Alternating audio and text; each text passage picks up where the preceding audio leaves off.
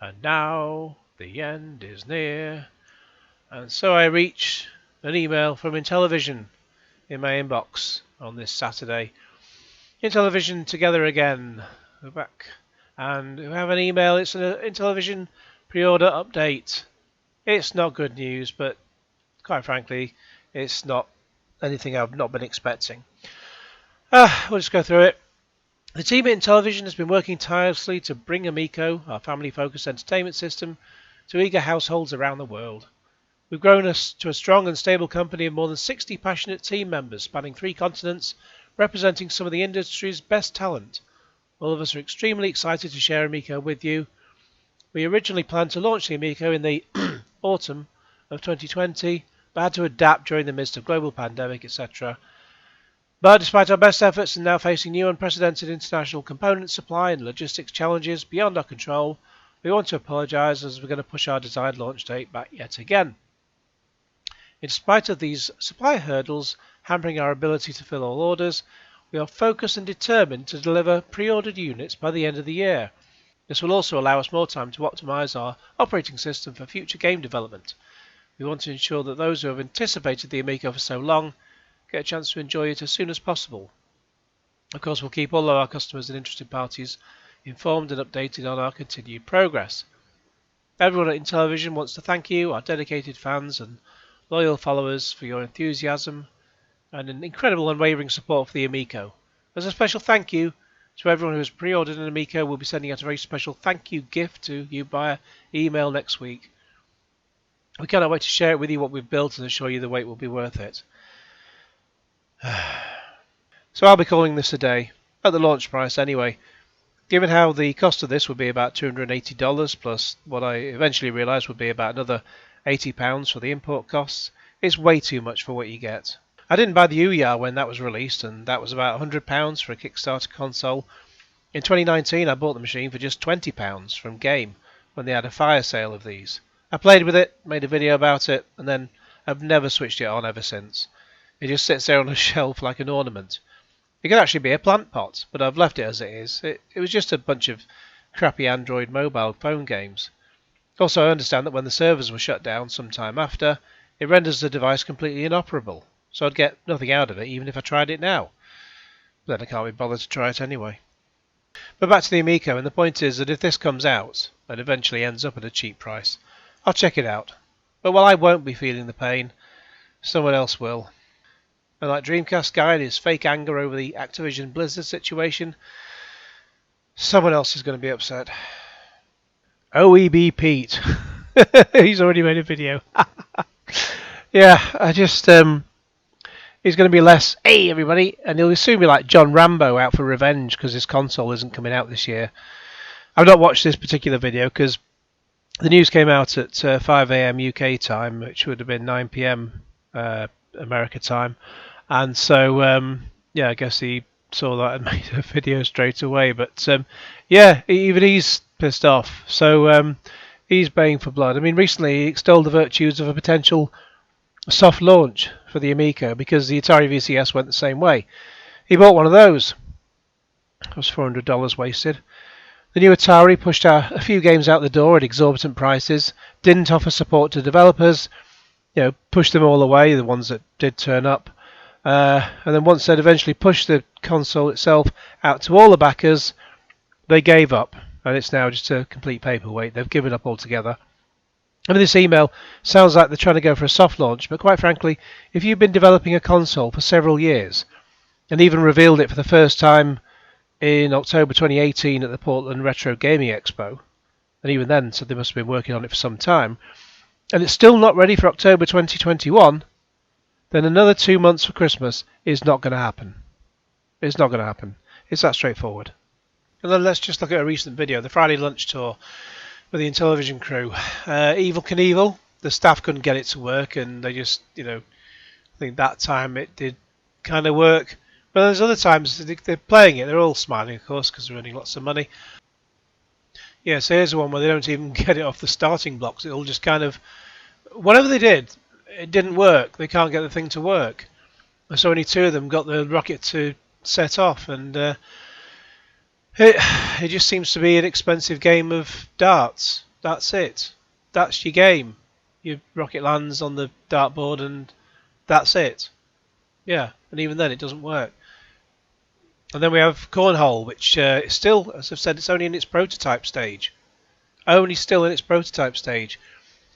Now, I mean, Tommy Tallarico has previously said that each staff member is on a six-figure salary. No wonder they're pleased. What are they doing to earn their money? Surely you cut one's coat according to one's cloth. And if you're spending all this money on trying to make it work and not succeeding, where's the money going? Into their pockets, it seems. And then recently we had this Crayola experience event. Crayons. Kids being taken to look at crayons. You know, and then they get distracted by video games. I mean, who wouldn't be? You know, it's like the Simpsons episode where they go to the box factory and instead of going somewhere exciting, you know, like check out video games. That would distract anyone. It's like in fact the scene from the box factory episode where the guy says, "Oh, there's one very special thing about this room that makes it different from all the others." Oh, we took that out. So, yeah, you know, who wouldn't be distracted from crayons to look at video games? Who's going to say, "Oh, no, I won't bother with video games. I'll just stick with the crayons. Thanks." And for $23 a ticket or something, who the bloody hell are they trying to kid? Whoever Crayola. How did Crayola get people to go there to look at crayons? $23 each. Anyway, so yeah, I would have been excited by video games at that age as a distraction, but are they still going to push for an Amico when it eventually comes out, or a Nintendo Switch for Christmas now? Or maybe even a Nintendo Switch Pro? I mean, after all the talk from Dreamcast Live, RGT, Chainsmoker, and Review No Tech USA, they've convinced me it must be coming, right? And after seeing a production line with a load of boxes on it, nothing being shown from what's actually inside it, it's come out that, according to the Koch Media publicity team, the only thing inside it could be just a code in a box. I mean, this is from the Darius Truxton video, and it shows code in a box, no data carrier. Just reverse it back a little bit. It's all in that's the French version of the website. It's saying code in box, code in a box. That's all it's saying. That was what day was that? July 31st. That was about a week ago now. If you actually go to the website now, it doesn't have the word code in a box anymore. And you click on it, it's all in French, it's all Greek to me. But when you actually put that through Google Translate, it says the enclosed card contains a chip which must be held up to the device to activate the game. So, I mean, since we know there's no cartridge slot on the Amico and the SD card is for storage only, it seemed at best that this would be an RFID chip on a card, which you then tap somewhere on the device, at which point it would download the game from the store as if you'd entered a code. And we've also been told you can take your games over to a friend's house to play on their Amico just by doing the same thing. But what about the piracy implications of that? Because it'll download the game to their console. And I mean, so what is it? Is it a code in a box, or has it been changed to a chip? And if it is a chip, then why did it say code in a box originally? Because it's now been changed within the space of a week. Why on that last video with the boxes? Why didn't Tommy just say exactly what it is? Why not just say that? Just explain. I mean, several times Tommy has said that in early videos that there will be physical media for this console, physical media. But now, well, we've got some interesting comments on the post I put on the Intellivision Invasion group. I put my last video on there, and we'll come to one of the comments in a moment. I took screenshots from this, partly in case the post got deleted for whatever reason, or if comments get deleted. You can see obviously with Facebook when someone replies to a comment and then you reply and reply and reply. If for example, if I was to delete my top comment on this thread, every single other comment would disappear. So yeah, so like I replied to Paul, for example, here. If he deleted his comment, then my reply would disappear, and so on. It's that's the way Facebook is. Also, with Facebook, if you get a reply to a particular comment on something, and then you get a notification trying to find it, if you've got lots of people replying to comments on a group or a page, it just it takes you to the page and then doesn't take you to the actual comment because it's, Facebook's got far too many people trying to use it, and it's not a very well built system. So yeah, too many cooks spoil the broth, and that's what happens. You just end up losing your place, and Facebook won't help you find it, and then you may never see it again.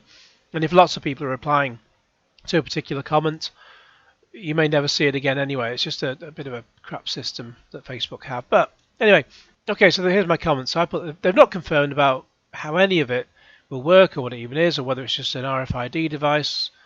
So this is about what's actually inside the box. What do you get?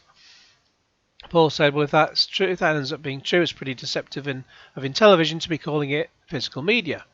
I said, indeed. Even when Tommy was asked by Review No Tech USA whether it was just going to be a code in a box, Tommy made it sound like something a world away from that, as if we'd get some proper physical media, but that's not looking likely. And then Tommy replies, we don't call it physical media. Please make sure to check out the video. It's not a code in a box. So I replied, then what is it? Your video didn't say or show what it is. Tommy said, please make sure to read the video description and my pinned comment. Thanks. So I said, if you mean your video, then I have done. The video description doesn't answer my question, and there's no pinned comment. And this is taken from the video the very same day. That C description, the top comment was just something fairly recent from someone who commented on there. There's no pinned comment, and there's nothing in the description about it. Our first 50,000 run of physical products for our games has been completed, etc., etc. It doesn't tell us what's in the box. So Tommy says read the video description and the comment, and it'll tell us. It doesn't. And then we've got issues about how the machine is based on 2016 mobile phone technology from the Ars Technica piece. So in reality, nothing should be delaying this machine. I mean, as we've seen with the Evil Knievel and Cornhole games, the motion controls aren't working properly yet. And don't forget the lag I've highlighted in an earlier video as shown by Ninja Kitty, I think it was. But again, the chip shortages are being blamed. But since Nvidia are figuring this out for their graphics cards, and Sony or Xbox are overcoming this for the PS5 and the smoking chimney stack, that can't be it. I love new tech as much as the next geek, but it just looks to me like after a few years of trying, whatever goes into this controller to make it work the way they want it isn't working.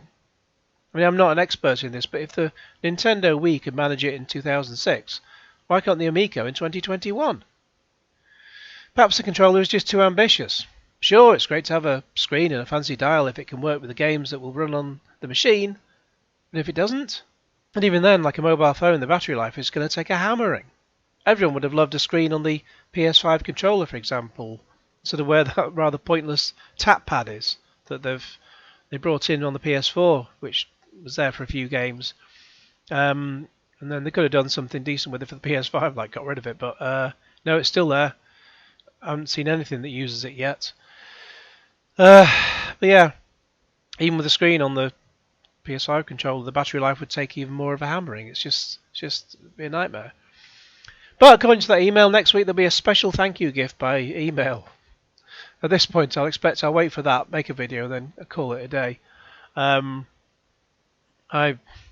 think I can imagine what thank you gift OEB Pete would like. Personal visit. But yeah, it's not looking good. Nothing's happening in 2021, I can guarantee that. Whatever happens in 2022, we shall see. But yeah, we'll see what comes with this email later this week, and then I think I'll get back my $100. Okay, let me know all your thoughts in the comments below. In the meantime, please like this video, share with your friends, and subscribe if you haven't already. Click on the bell for all notifications, and Q Genesis.